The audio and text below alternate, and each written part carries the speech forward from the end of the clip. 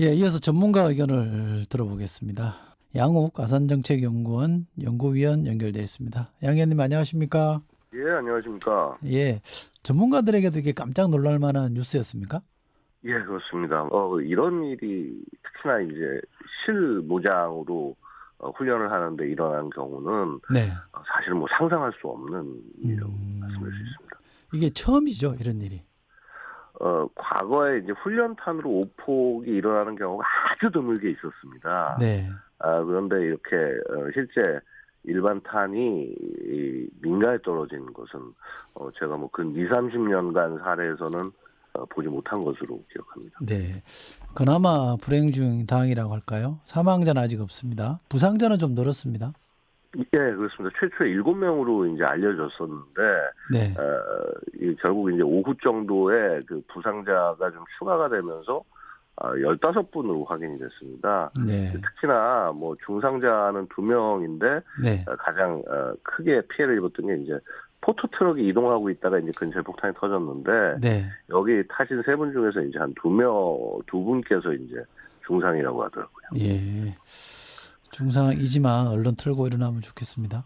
이 훈련 중인 공군 전투기 오폭 때문에 인명사고가 발생한 건 처음이다.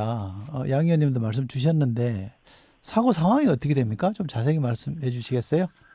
일단은 이제 인근에 있는 그 경기도 포천의 승진 네. 과학화훈련장 여기서 우리 공군, 네. 육군, 그다음에 주한미군이 이제 같이 훈련을 실시를 했었습니다. 네. 이게 이제 연합 합동 통합 화력 실전 네. 훈련이 있었는데 네. 여기에 이제 공군 전투기가 KF-16 이외에도 F-35, 네. F-15K, 네. FA-50 등 이제 이런 전술기들이 투입이 됐었고요. 네. 결국 이제 여기에 투발을 위해서 이제 폭탄을 떨궜다가 이게 이제 민간인 지역으로 비정상적으로 떨어진 거라고 말씀드릴 수 있죠. 예. 지금 말씀하신 포천의 승진과학화 훈련장은 여기서 훈련을 많이 하죠. 대표적인 훈련장이고요. 이제 네. 통상 육군에서 전체 사주포 훈련이 거의 일상적으로 일어나는 곳입니다. 네. 근데 이제 이렇게 간혹 이렇게 전투기까지 같이 참여를 하는 이제 이런 공대지 훈련도 일어나긴 하는데 네. 이런 일은 뭐 거의 예상할 수 없었던 일이라고 말씀드렸습니다. 예, 제가 국방위 때 이 비슷한 훈련장을 한번 가본 기억이 있는데 예. 이게 사고 현장하고 훈련장, 그러니까 민가하고는 많이 떨어져 있는 거 아닙니까 원래?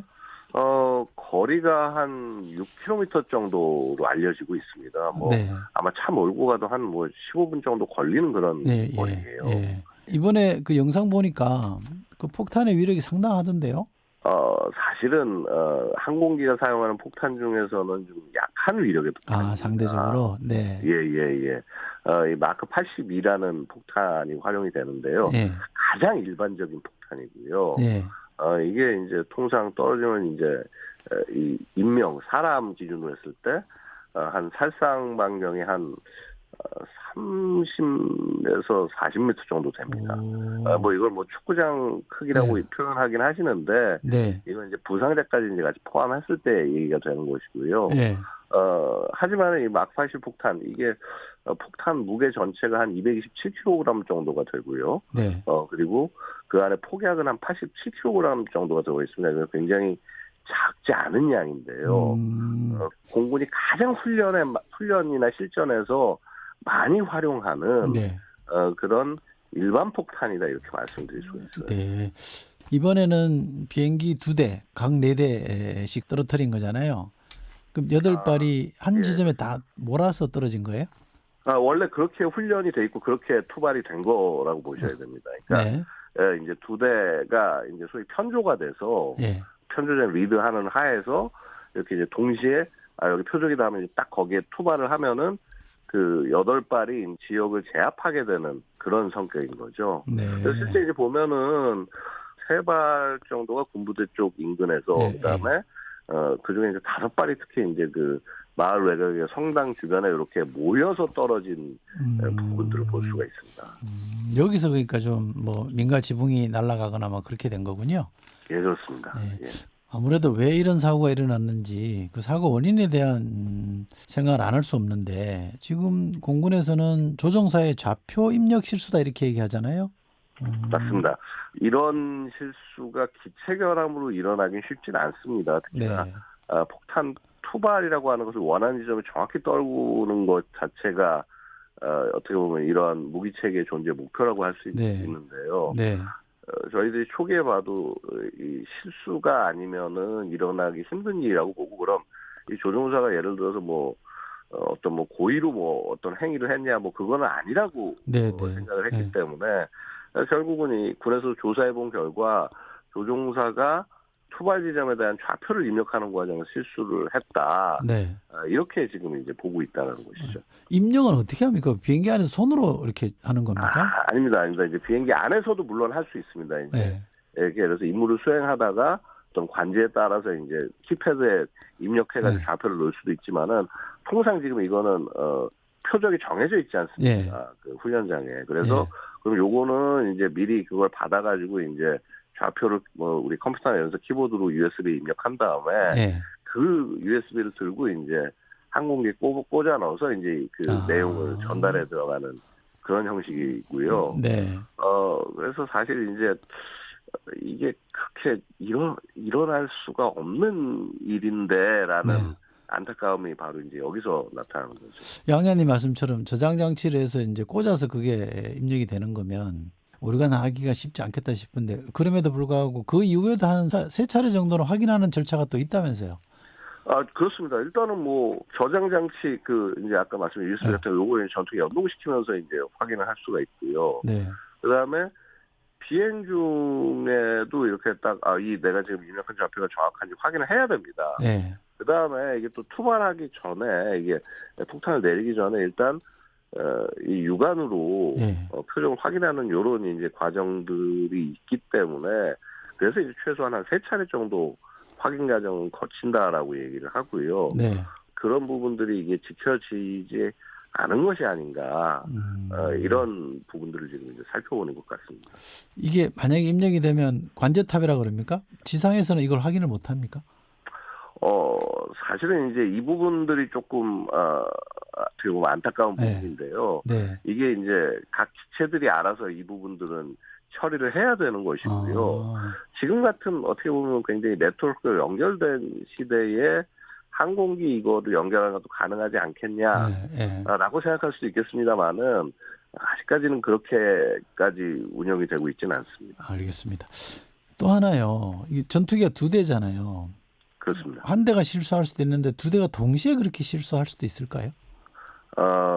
이게 이제 좀 안타까운 부분 중에 하나인데요. 이게 이제 편조, 2대 기체가 이제 하나의 편조를 이뤄서 비행을 하면은 1번기의 통제에 2번기가 기본적으로 따라갑니다. 1번기가 편조장이 되니까요. 그래서 이제 훈련 자체가 사실은 1번기와 2번기가 동시에 투발을 하는 훈련이기 때문에, 그래서 1번기가 투발하면은 그냥 2번기 따라서 사실은 투발하게 된다는 거죠. 그래서 이제 물론 그런 과정에서 우리가 2번기 조종사도 분명히 별도로 자기도 입력을 했을 텐데, 그러니까요. 그럼 이걸 서로 확인하는 절차가 없냐? 이런 부분들이 이제 사실은 좀 의문이 되는 것이고요. 이 부분에 대해서 이제 또 살펴봐야 될 겁니다. 현장에서야 그 많은 사정이 있을 수 있겠습니다만, 좀 국민들이 보기에 그렇게 허술할까라는 생각도 할 수밖에 없는데, 전문가로서 보시기에 혹시 다른 데서 뭔가 좀 문제가 생길 수도 있었을까요? 아닙니다. 제가 볼 때는 이거는 다른 데서 있었다라기보다는요. 사실 이제 제가 좀 안타까운 부분이, 이게 평상시에 굉장히 많이 하는 훈련이고 당연히 해야 되는 훈련인데, 이거를 왜 이렇게 능숙하게 하지 못했을까? 혹은 그 이전부터 훈련이 충분하게 안 일어난 것일까? 혹은 훈련에 제약이 있었던 것일까? 이게 왜냐하면 결국 기량이라는 것이 평상시부터 굉장히 꾸준하게 갈고 닦아야 하는 건 아니겠습니까? 그렇죠. 그래서 혹시 그런 부분에 그 제약은 없었는지를 좀 살펴봐야 되지 않을까 싶습니다. 군에서 그럼 이걸 어떻게 개선할지 좀 고민하겠습니다. 당연히 개선을 해야 될 문제고요. 원래 그 공군의 문화가 그렇습니다. 자신들의 어떻게 보면 굉장히 프로페셔널리즘이 굉장히 높은 수준에서 요구되는 거기 때문에 그만큼 어떻게 보면 어느 군종보다도 가장 빠르게 문제 확인을 하고 지금 잘못을 가장 빨리 인정을 하는 그런 모습을 볼 수가 있고요. 네. 그만큼 예. 이걸 개선하기 위해서 진지한 답을 내놓을 것으로 기대합니다. 네. 사고 발생하고 1시간 40분 뒤엔가 군이 통지를 했다는데 이런 사고가 있었다고. 좀 그것도 좀 너무 늦지 않을까요? 저는 생각되는데. 되려 굉장히 빠르다라고 그래요? 생각이 됩니다. 그렇군요. 네. 그게 사고가 이렇게 나면 비행기가 가서 어디서 쐈는데 그게 어디쯤 떨어졌다라는 게 뭐 관제탑이라니까 지휘부에서 확인을 일상적으로 못 합니까?